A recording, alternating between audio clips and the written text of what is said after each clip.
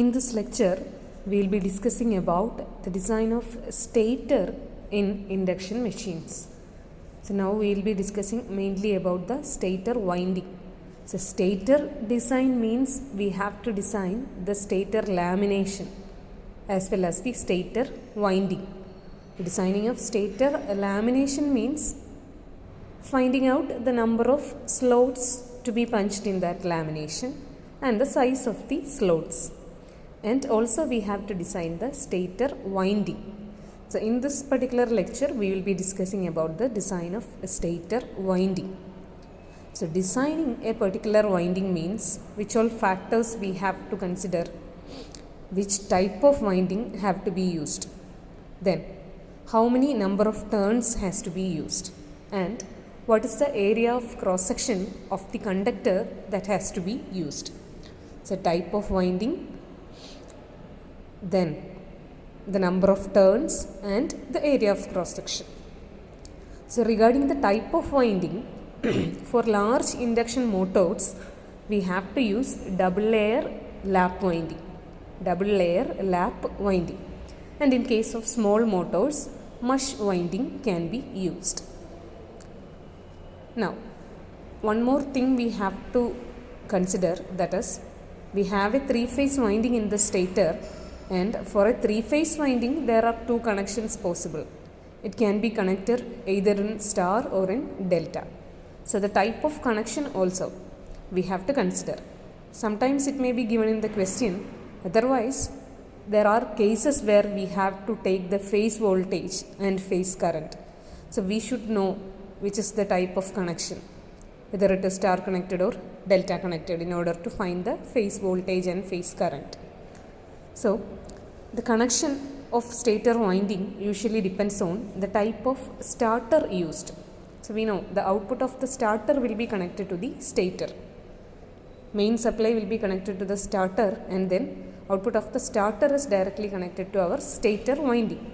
So starter connection determines the type of connection of the stator winding.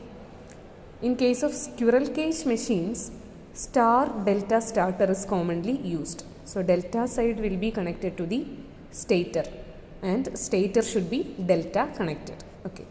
And in case of slip ring, we can use rotor resistant starter, and the winding can be, stator winding can be connected either in star or in delta. So in squirrel cage, the stator is commonly connected in delta, and in slip ring it can be either in star or in delta. So now so we have discussed about the type of winding and type of connection of the three-phase winding. So now we have to find out the number of turns of winding that has to be used. Okay. So we are going to calculate the number of turns from the equation of induced EMF.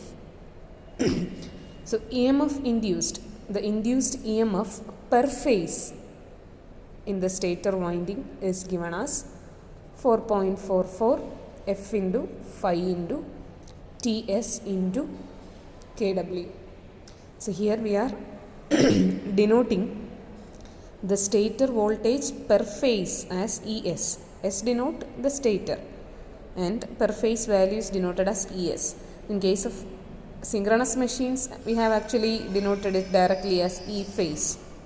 So here we are using the suffix S because in case of slip ring induction motors, there are three-phase windings in the rotor also.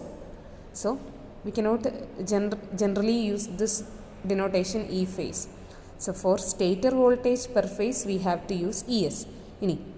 When rotor comes we have to use ER there. So that is why here ES, this notation is used. So always keep in mind this is the stator voltage per phase. Okay.